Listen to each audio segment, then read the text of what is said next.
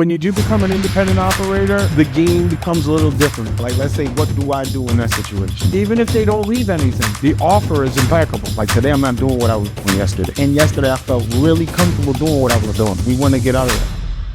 When you do become an independent operator, the game becomes a little different. Once you're committed to taking these people to the stadium and they're paying for you to wait, now you have to mentally prepare yourself because you're there waiting for them. Right. And they're in there probably partying.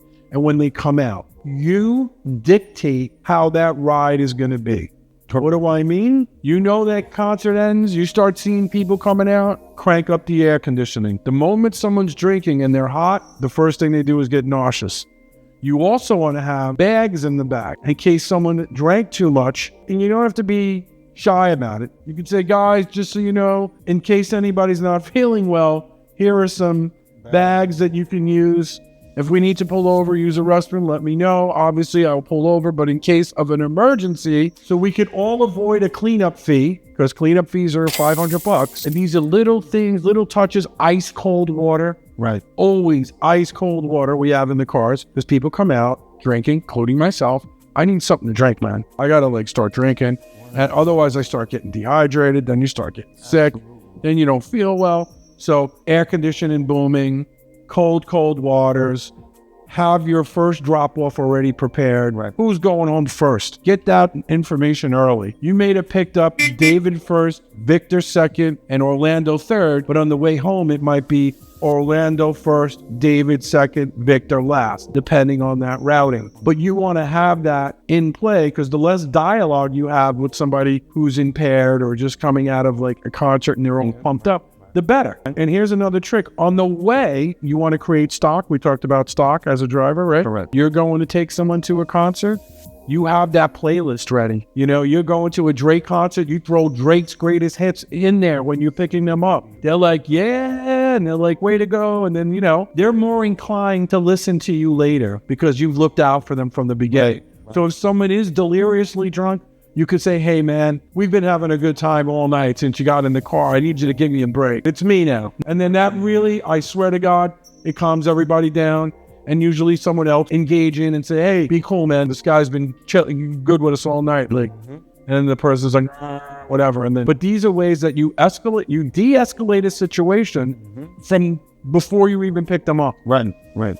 You've created some, not only value, but you've created some personal credit with them, you know what I mean? A little currency there, a little stock. This guy's not a jerk off. He's been helping with us all night. And when they get out, you're like, guys, when you go into the show, if there's anything valuable that you want to hold, I'm gonna lock this glove box. I'm also staying in the car. So if you want to leave anything here, I'm not leaving the car. So they're like, well, even if they don't leave anything, the offer is impeccable. Now we know, thank you. And then sometimes I know people who want to unplug. They're going to a show. They just want to leave their phone in the car. They don't even care.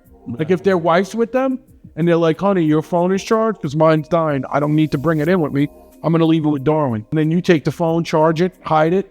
And then when they come back, you're like, here you go, sir. Next time they go to the show, who they call? They're calling us. And who they requesting? Yo, send Darwin, bro. Yeah, send Darwin for me. We're going to the airport with the kids early. I know Darwin he was very attentive to us. Can you send him? Right. Yeah, absolutely. What are words that we don't use? For example, you said earlier, we don't decline. So is there something that we cannot say to our passenger? So a passenger's asking you to go to do something that's not above board. Yeah, let's say, what do I do in that situation?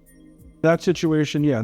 That's where the validity of the company, which I own, comes into play. Correct. And that's where you would bring my name up. I tell drivers, 5 a.m, you've been out all day driving, coming out of a club, and they want you to take this girl 90 minutes out of the way. You're fatigued. You weren't prepared for this. You're prepared to go back to the W Hotel in Miami Beach and call it a night. If it's something that you feel you can't do physically, then we instruct our drivers to then call a rideshare, the highest level, not the cheapest level, the highest level.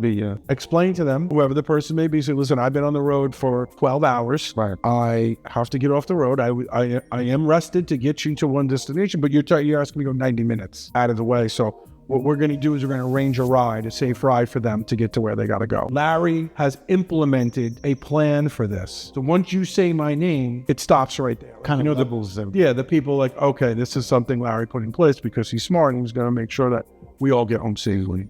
We're not looking to have anybody like get injured. Right.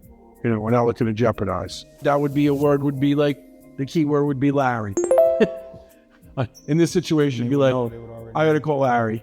You know, let me call my office. Remember before we spoke about that, when I was a driver, I always used to say, people would ask me something like that. Yeah. Like, hey, I need you to take my friend Yolanda back to, you know, wherever. And I'm like, I got to call my office because, you know, gives you enough time. And then at that point, I'll I'll tell the guy, listen, I've been driving all day, dude. I don't have the bandwidth to go 90 minutes, but I got you. And then your job, because you ordered it, is to monitor that job. That drive, yeah. Right. So when they drop off, then you hit the person up, hey, did you make a... They're in the car. And then when they get in the car, hey, just to give you a heads up, they're in the car.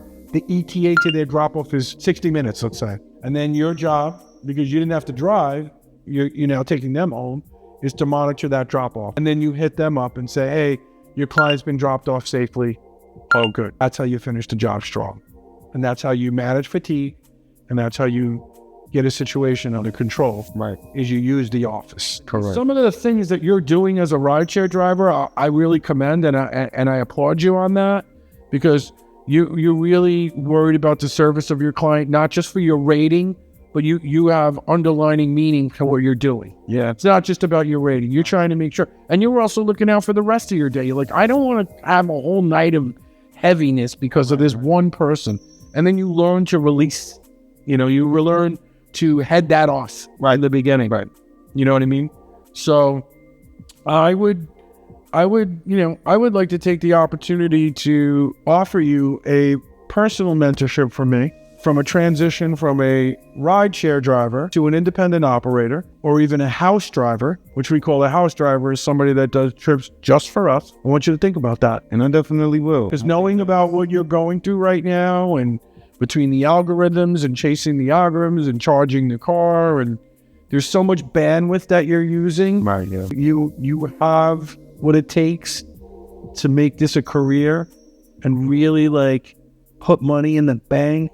The way to do it, from what I'm hearing right now, would be to transition into an independent operator / house driver, for whoever would be lucky enough to get you, right? Because they will be lucky, right? You're a confident guy. That's good. That's going to take you in a lot of places. No, I mean, I feel like it won't be too much to think about. And I thank you again. It won't be too much to think about because it's like you said, transition and growth is one of the most important things to success. If you're able to accustom yourself and then adjust to wherever environment you're at, cool, it's a good trait to have. But then once you already start to grow and then you realize like, okay, like today I'm not doing what I was doing yesterday. And yesterday I felt really comfortable doing what I was doing. Right. So we want to get out of that. Right. We want to get out of that. And I appreciate you and commend you for seeing that. Not just myself, but everybody else that you work with, Absolutely. That's what I'm about.